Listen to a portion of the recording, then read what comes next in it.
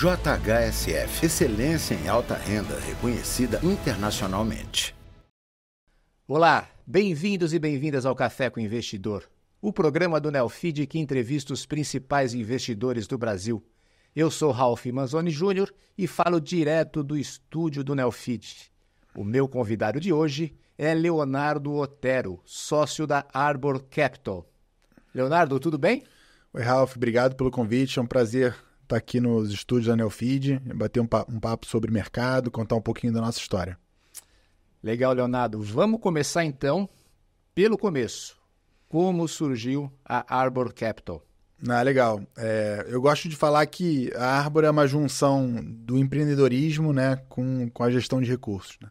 Eu comecei a Arbor em 2014, junto com meu sócio cofundador, o João Valadares. A gente tinha vontade de empreender e era apaixonado por ações, né? Então, em 2014, a gente fundou um clube de investimento. Em 2015, a gente transformou esse clube de investimento em um fundo de investimento e é o que a gente vem fazendo aí nos últimos 11 anos. Então, a gente está bem animado. O fundo, desde o início, tem uma rentabilidade bem legal. A gente conseguiu compor o capital dos nossos clientes a 21% ao ano, né? Num período longo, né, de 10 anos, o que é 10 pontos percentuais acima do CDI todo ano, né? Então, está bem animado. A gente é mais focado no mercado internacional. A gente entende que a Arbor é a primeira gestora brasileira focada exclusivamente no mercado global de ações. Então, vamos nessa. Vamos falar de alguns investimentos e contar um pouquinho da nossa história. Qual que é o tamanho da Arbor? Quanto vocês têm sob gestão e quantos fundos vocês estão administrando hoje? Legal. Hoje a gente está com por volta de 500 milhões de reais. A gente começou com 500 mil. Então, começamos bem pequeno, mas estamos crescendo muito. Estamos animados com o crescimento aí desse ano. Num ano difícil, né? A gente tem crescido bastante, então não temos muito a reclamar. A gente tem uma estratégia principal onde reúne a maior parte do nosso AUM, que é um fundo long only, com mandato global, que pensa a longo prazo, que tem normalmente 20 ações. Esse fundo ele faz o hedge cambial, então quem investe nesse fundo não está exposto à variação de nenhuma moeda, independente do país que a gente está investido. Mais recentemente, a gente lançou o Arbor Hedge Long Biased, que daqui a pouco vai completar 12 meses. Esse é um fundo de menor risco, é um fundo que a gente busca ter um investimento estrutural tanto em ações como em renda fixa, né, que está indo muito bem também, que entregou desde o início 21% ao ano, com uma volatilidade de 7%, então estamos bem animados. E vamos lançar em breve, provavelmente com o Icatu, o primeiro fundo de previdência, que vai seguir a estratégia do Arbor Hedge, que é um fundo tanto de ações como de renda fixa. E temos alguns investimentos em private equity também. O principal deles é numa empresa chamada Adagio, que a gente entende ser a principal consolidadora do mercado de direito autoral de artistas aqui no Brasil. Leonardo, a gente vai falar daqui a pouquinho de todas essas teses, do que se investe, mas antes disso, vamos dar uma paradinha para que você possa ouvir uma mensagem do nosso patrocinador. JHSF, líder no segmento de alta renda, atuando internacionalmente com a excelência dos hotéis e restaurantes Fasano. Os shoppings mais exclusivos, flagships internacionais, o único aeroporto executivo internacional do Brasil e empreendimentos imobiliários únicos. JHSF, excelência em alta renda reconhecida internacionalmente. Estamos de volta com o Café com o Investidor. Eu converso com o Leonardo Otero, ele é sócio da Arbor Capital. Leonardo, você comentou comigo sobre todas as estratégias, os fundos que vocês têm sob gestão, que vocês administram hoje. E disse que um dos focos, talvez o foco principal, é o investimento internacional. Por que essa decisão de investir internacionalmente? Isso numa época em que ninguém pensava em fazer esses investimentos. Exatamente. Quando a gente começou, você basicamente não tinha BDRs no Brasil e os fundos internacionais aqui eram chamados de fundos cambiais, que nada mais é do que eram fundos que compravam de renda fixa em dólar. Eu vou contar, acho que, o porquê, né? Quando a gente estava pensando em abrir a Arbor 10 anos atrás, né, toda a literatura que a gente estudou sobre investimento, sobre principalmente value investing, que eu acho que é a nossa disciplina principal, é uma literatura americana, né? Tem muita europeia também, mas em sua maioria é uma literatura americana, todos os exemplos são americanos, né? E a filosofia do porquê investir em ações, ela também vem dessas regiões. Então, para a gente, Ralph, sempre foi meio que, por que não? A gente não entendia por que os fundos no Brasil, até hoje, eu diria que 99% dos fundos no Brasil investem apenas em ações brasileiras. A gente, claro, é um entusiasta do Brasil, como todo brasileiro, a gente acha sim que tem boas oportunidades no Brasil, mas a gente acredita que você precisa ter um horizonte um pouquinho mais abrangente do que focar em apenas empresas brasileiras. Assim, olhando para trás, a gente pega a nossa performance e até a performance da Bolsa Americana em comparação à Bolsa Brasileira nos últimos 10 anos, a gente julga que foi uma decisão muito acertada, né? Eu acho que hoje em dia, em função da globalização, da internet, tudo está acontecendo com o capitalismo, você tem dinâmicas setoriais onde empresas regionais competem com empresas de todos os lugares do mundo. Então, para trazer um exemplo, todos os portais de notícia, os jornais estão competindo com as empresas americanas do Facebook e do Google. Então, a gente sempre achou que, focando de forma internacional, a gente teria uma visão mais holística. A gente achou que a gente estaria mais preparado para entender as dinâmicas competitivas, inclusive das empresas brasileiras. Mas você investe apenas nos Estados Unidos ou é um investimento global, Europa, Ásia? Vocês estão olhando o mundo, não só os Estados Unidos? A gente olha o mundo. Hoje, 80% mais ou menos está nos Estados Unidos, mas se a gente olha, por exemplo, apesar de 80% estar nos Estados Unidos, essas empresas têm menos de metade da receita nos Estados Unidos. Então, o que a gente fala é que as empresas são americanas, então você tem o benefício de ter todo o capitalismo e as leis, né, de propriedade intelectual do sistema americano, que são as mais robustas do mundo, mas você não está circunscrito à economia americana, porque essas empresas fazem negócio no mundo todo. A gente já teve uma participação relevante, né, eu diria que por volta de 15% na China, nos anos de 2017, 18 e 19, hoje em dia a gente não tem mais. Hoje temos investimento relevante em Taiwan, temos investimento um pouco menor na França. Então, assim, a gente olha o mundo todo, mas a gente entende que faz sentido você ter um foco principal no mercado americano, por ser o maior mercado, por ser o principal mercado do mundo e por ser o mercado onde todas as empresas de tecnologia estão sediadas e nascem de lá, né? Então a gente é um grande entusiasta de tecnologia, a gente faz vários investimentos em tecnologia e a maioria delas são empresas americanas. Então é o mundo, mas com um viés. E o Brasil? Tem investimentos no Brasil? Vocês olham o Brasil? Tem empresas boas que vocês estão comprados aqui no Brasil? Temos. Hoje a gente tem por volta de 13%, né? Então é uma participação pequena, mas a gente tem, mas é uma participação acima da média dos últimos 10 anos. A gente encara o Brasil como um mercado de movimentos oportunísticos. A gente prefere estar com o nosso capital majoritariamente em países desenvolvidos, mas a gente olha assim. Hoje a gente tem 3 investimentos no Brasil e a gente acha que o momento atual é interessante. A Bolsa Brasileira parece sim estar muito barata, né? Ela está barata em função do medo, né? Da narrativa que tem se criado aí nos últimos anos. Mas a gente vê algumas oportunidades. Vamos falar, Leonardo, então, um pouquinho das suas teses. No que você está comprado? Você falou que gosta muito de tecnologia. E tecnologia ou é China, que você falou que já não está tanto mais na China, ou é os Estados Unidos, onde estão as principais empresas de tecnologia do mundo. Quais são as suas teses nessa área? Exatamente. A gente, estudando, né, as grandes histórias de criação de valor no mundo, você vê que o crescimento das empresas é um vetor muito importante para a valorização de todas as ações. Então, você olha, por exemplo, a Amazon, o Walmart, o que eles têm em comum? Por que foram 2 investimentos muito bem sucedidos? Porque as empresas eram pequenas e ficaram muito grandes. Com esse plano de abordagem para investimentos, é muito difícil você não investir muito em tecnologia hoje, porque no mundo onde você não tem crescimento estrutural de PIB, você precisa comprar crescimento através de inovação ou mudança de hábito. Então, normalmente, isso acaba transbordando para a tecnologia.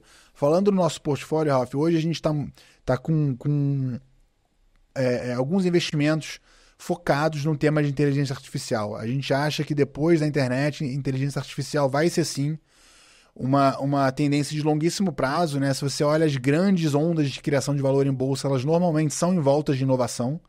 Então, para te dar alguns nomes, né, nossos 2 maiores investimentos hoje são a TSMC, que é uma empresa de Taiwan, que fabrica os chips de alta performance da NVIDIA, como da Apple, de diversas outras empresas, e da Microsoft. Microsoft é um investimento nosso que tem mais ou menos 8 anos que está na carteira. Nesse período a gente teve um retorno de 29% ao ano em dólar, então foi um baita investimento, mas a gente acha que a Microsoft continua sendo um investimento muito bom, de baixo risco. Não está na sensação, você não comprou a sensação do momento que é a NVIDIA, então. Você comprou uma empresa que está fornecendo para ela. Exatamente. A gente tem uma posição muito pequena em NVIDIA, que foi um erro, a julgar pelo que aconteceu com a prestação da NVIDIA. Mas sim, nossa principal aposta em semicondutores é na TSMC, que acaba surfando a derivada da NVIDIA por fornecer, né, as GPUs para a NVIDIA. Leonardo, as bolsas americanas, principalmente esse ano passado também, assim, teve uma alta gigantesca e concentrada em 7 empresas, que são chamadas as 7 magníficas. A Microsoft é uma delas, mas a Alphabet, a Apple, a NVIDIA, a Tesla, a Meta e a Amazon. Exatamente. São essas 7 empresas. Elas representam uma quantidade gigantesca do S&P 500, assim. O poder delas no S&P 500 é muito grande. E inteligência artificial, assim, você e a torcida do Corinthians ou do Flamengo, do Palmeiras, só quer investir em inteligência artificial.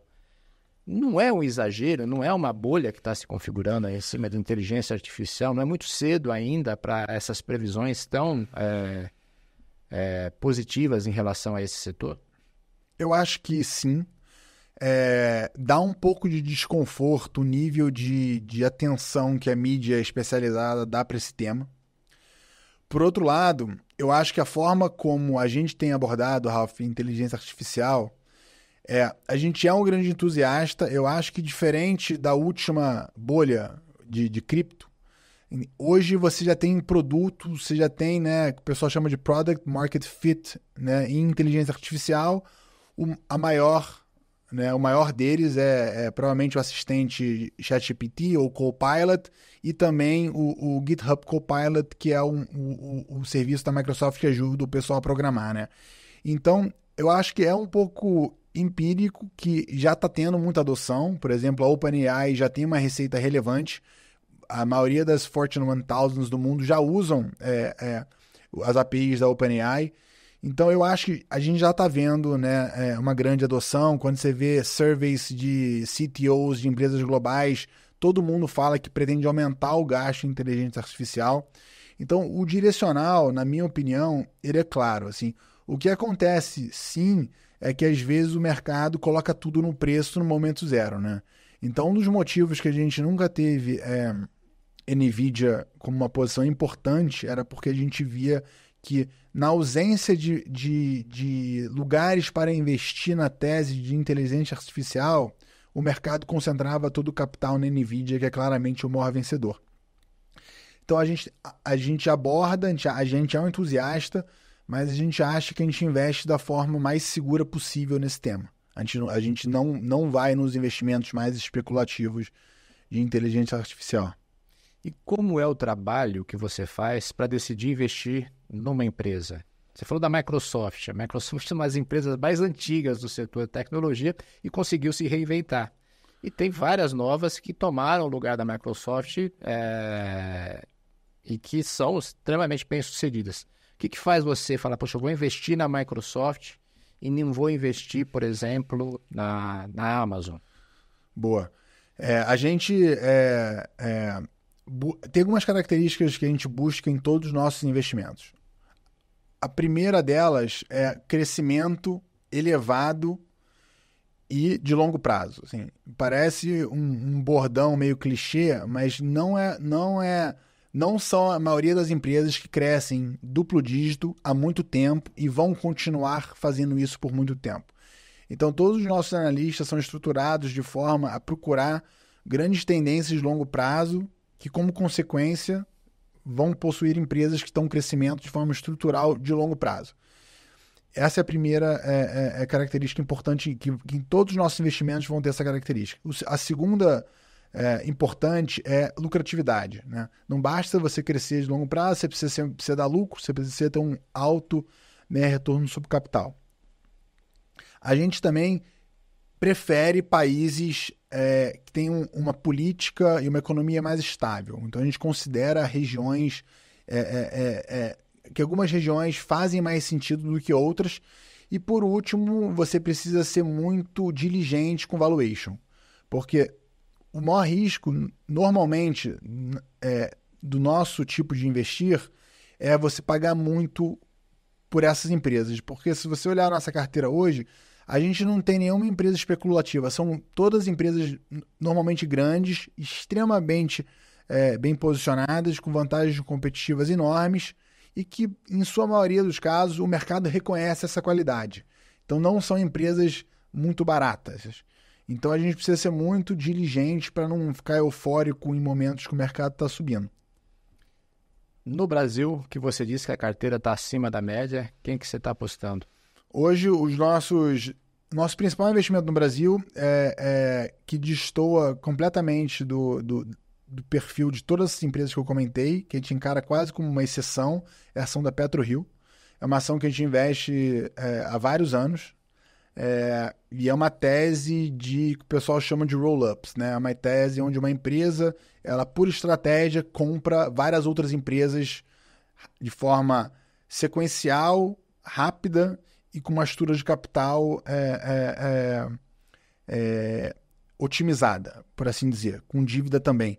E por quê? Assim, eu acho que no caso da PetroRio, uma característica importante do case, que eu acho que é pouco discutido, é o fato da receita, né, ser em dólar. O fato dela exportar petróleo faz com que a receita seja em dólar. O fato da receita ser em dólar, ela não somente é mais resiliente por estar em moeda forte, mas ela possibilita a empresa se alavancar em moeda forte. No momento que se alavanca em moeda forte, em dólar nesse caso, você se alavanca de forma muito mais barata. Então, quando você pensa na matemática financeira de um private equity, de um leverage buyout, o custo de alavancagem é muito importante. Então, a gente entende que a PetroRio ela é uma empresa no Brasil que ela reúne as principais características positivas do Brasil, que nesse caso é recursos naturais abundantes, com um custo de capital baixo por ter receita em dólar. Então, é um investimento que foi muito bem, a gente multiplicou por quase 100 vezes o capital desde que a gente comprou, e continua sendo nossa principal aposta. Nossa segunda maior aposta é na Stone, na empresa de adquirência, que é uma tese bem disputada. Mas aí é a Bolsa Americana, apesar de ser uma empresa brasileira. Né? Mas é uma empresa brasileira. Mas é uma empresa brasileira. Certo. É uma tese bastante competitiva, porque não faltam competidores. Exatamente. É uma tese que eu acho que você reunir um grupo de investidores numa mesa, metade vai gostar e metade não vai gostar. Não é uma tese, não é um consenso. Mas a gente entende que a ação está muito barata e que a tese negativa com a empresa é que é um mercado muito competitivo, logo a lucratividade vai piorar e piorar rápido. Mas quando você vê o que está acontecendo recentemente, que é um mercado mais racional, e quando você estuda mercados mais desenvolvidos, onde os adquirentes incumbentes já sofreram competição de muitas empresas inovadoras, de muitas fintechs, o que a gente constatou foi que, normalmente, a lucratividade desse tipo de empresa se mantém estável ou declina muito mais devagar do que precisa acontecer para a ação não ser um bom investimento. Hoje em dia, existe um enorme pessimismo envolto na ação da Stone, como de diversas outras empresas no Brasil. Então, a gente tem uma posição pequena, porém, a gente acha um investimento bem assimétrico. Porque a Stone ela já teve lá em cima, Depois teve uma queda e se manteve num patamar que ainda não houve nenhuma notícia que tenha provocado uma subida. Não sei quando você entrou nessa ação. A gente entrou agora, depois que caiu tudo. A Stone, ela reflete muito bem a euforia e a depressão, né? Sim. Eu acho que ela precisa multiplicar por 5 ou 6 vezes para voltar para o preço que ela já foi. A gente comprou esse ano, ou no final do ano passado. A gente comprou mais ou menos no 12 dólares ali, que é mais ou menos o que está hoje. Ela já foi muito mais do que isso. E é a mesma empresa, né? Que é um pouco da dificuldade e oportunidade do investimento em ações. Porque a mesma empresa já valeu 5, 6 vezes mais do que vale hoje e não mudou nada. Então, é tudo narrativa. Agora, Leonardo, pelas empresas que você investe, me parece que você é agnóstico de setor, porque você foi de tecnologia para petróleo. Você está olhando, são os valores intrínsecos da empresa e momentos para entrar. Eu diria que a PetroRio é uma exceção à regra. Em sua grandíssima maioria, a gente vai focar em empresas super previsíveis, de receita recorrente, muito lucrativas, que normalmente estão em alguns setores. Acho que software tem muita coisa, o que a gente chama de consumer internet, onde estaria Google, Amazon, Meta, tem muita coisa. A gente investe muito no setor financeiro, não bancos, então Visa, Mastercard.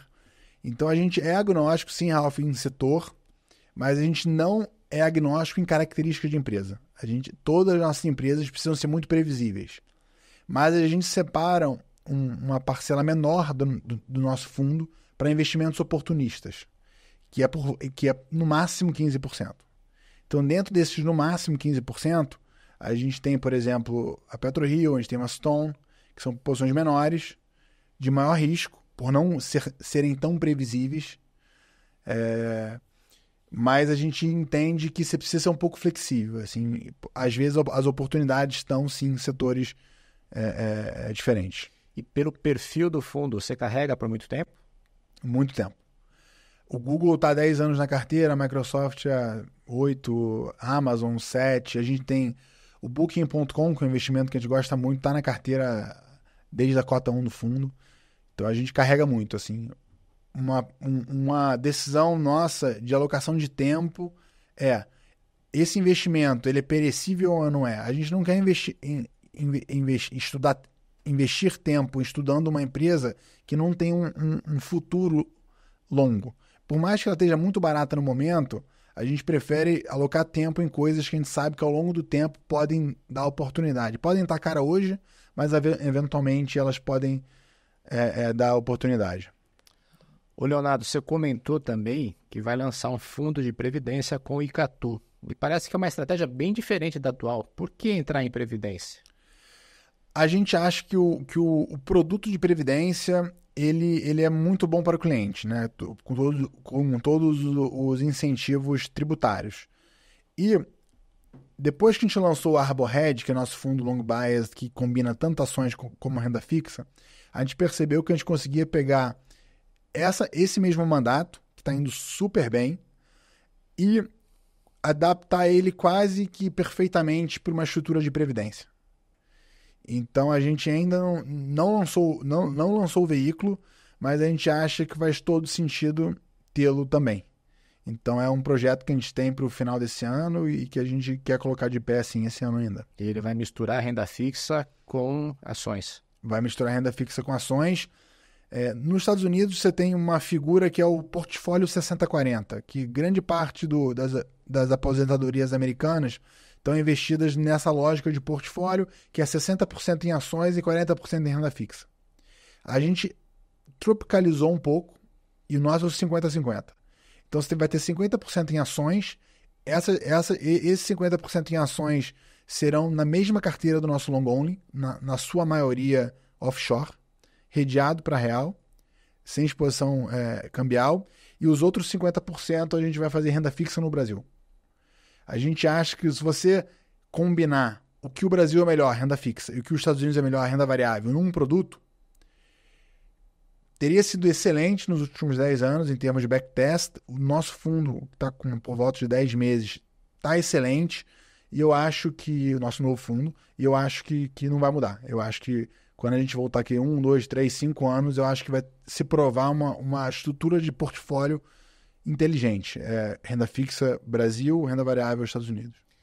Investir em previdência tem a ver com a questão da tributação de fundos exclusivos, com o surgimento de come-cotas? Muita gente tem feito as estruturas pensando em previdência por conta disso também. Sim. Com certeza, com o fim da isenção de come-cota dos exclusivos, está tendo uma migração para a Previdência. Então, isso é um acelerador da classe. Mas acho que é uma classe grande que tem crescido. Então, eu acho que toda empresa de gestão de recursos precisa ter uma estratégia, um produto para esse bolso. Você falou também, Leonardo, que tem uma estratégia de private equity e é uma estratégia inusitada, que é em direitos autorais. Me fala um pouco mais dessa estratégia. Claro. Private equity a gente não tem fundo aberto, são investimentos muito pontuais que a gente faz, que a gente chama os clientes nossos fundos de ação para participar. Então, nesse caso, foi assim. Então, a gente percebeu, como a gente estuda muito o mercado desenvolvido, existem muitas teses que a gente percebe que acontecem lá e não aconteceram no Brasil ainda. Então, a gente tem alguns casos na nossa história de conseguir ver coisas acontecendo lá e fazer elas antes aqui no Brasil. E no caso da Adagio, que foi a investida que a Arbor criou, é isso também. A gente percebeu que lá nos Estados Unidos, principalmente, mas na Europa também, em Londres, tinham algumas assets que estavam lançando fundos de private equity com mandato exclusivo para catálogos de direito autoral de música. E a gente percebeu que o Brasil não tinha apenas essa oportunidade, como essa oportunidade era ainda melhor do que a oportunidade lá fora. Por que aqui é melhor do que lá fora? Porque o fato dos juros serem muito altos no Brasil fazem com que os catálogos aqui sejam muito mais baratos. Então, a taxa interna de retorno da aquisição de um catálogo no Brasil é muito mais alta do que em países de juros mais baixos. Somado a isso, você tem o fato de o digital, Spotify, YouTube, TikTok, já serem muito estabelecidos nos mercados desenvolvidos e no Brasil a execução pública ainda é a maior parte do mercado. Então, quando você pensa que, inevitavelmente, o digital vai crescer mais do que o mundo de execução pública, isso meio que garante ao mercado brasileiro de música que tem acontecido. O mercado brasileiro é um dos mais cresce no Spotify do mundo, faz com que esse mercado cresça muito no Brasil. Então, a gente percebeu essa tese, a gente lançou esse fundo em 2021, o fundo captou em 2021, e a gente, daquele era o momento do Covid, onde os músicos também estavam passando por um momento difícil. Então, de lá para cá, a gente veio montando esse portfólio. A gente entende hoje que esse portfólio é o maior portfólio independente em fundos do Brasil. A gente tem mais de 150 catálogos, mais de 150 mil músicas. O portfólio está indo super bem. Tem vários nomes importantes. Quem são os nomes que estão nesse catálogo? Então, a gente tem diversos nomes muito conhecidos. Normalmente, a gente não compra o catálogo inteiro. A gente é um sócio minoritário, porque a gente gosta de ajudar, quase como uma consultoria empresarial para aquele catálogo. Então, a gente ajuda em sincronização, em TV, rádio, e como também em aspectos de negócio para os artistas. Então, a gente tem participação no catálogo da Mamonas Assassinas, Legião Urbana, Jorge Aragão, Cidade Negra, como diversos outros, assim. E vários de gospel.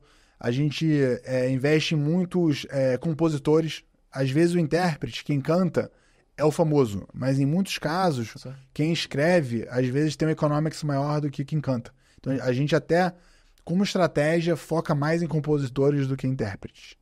Mas isso é um investimento numa empresa que você citou, a Adagio, isso, vendo, né? Isso. A gente levantou um pool de capital exclusivo e criou essa empresa. E hoje essa empresa, ela é uma empresa que tem um corpo executivo próprio e está seguindo vida própria e está indo super bem. E segue investindo? Segue investindo. Mais do que nunca. Mais do que nunca, eu acho que a tese está provada. O mercado, a cultura brasileira musical está em ebulição, é um mercado crescente, o futuro é bem promissor. Assim, eu acho que a tese a gente acertou na veia. Assim, acho que deu muito certo e acho que vai continuar dando. Ô Leonardo, a gente está chegando ao final E no final eu faço um bate-bola, perguntas e respostas rápidas. Vamos lá? Vamos. Então me conta um investimento que você se arrepende. Investimento que eu me arrependo. A gente investiu numa empresa americana, que qual que era a tese, né? Ela comprava vendedores de marketplaces. Então, eu tenho um produto que eu vendo na Amazon, no Mercado Livre. Ela comprava vários desses empreendedores de forma sequencial e a gente achava que ela estava pagando muito barato.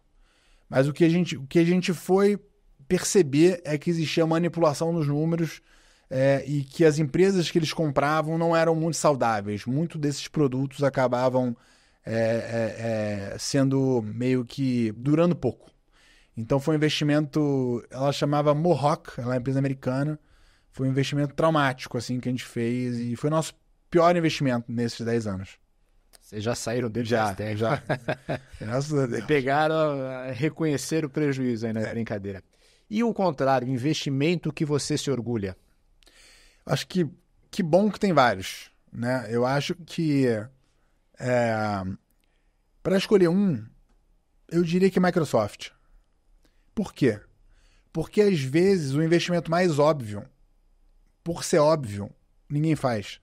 Então, foram inúmeras vezes que a gente falava que a gente estava investindo em Microsoft nos últimos 10 anos. Todo mundo olhava feio para você. Falava, como assim? Essa empresa é muito madura, o que você está fazendo? Então, foi um investimento que sempre passou por muito preconceito.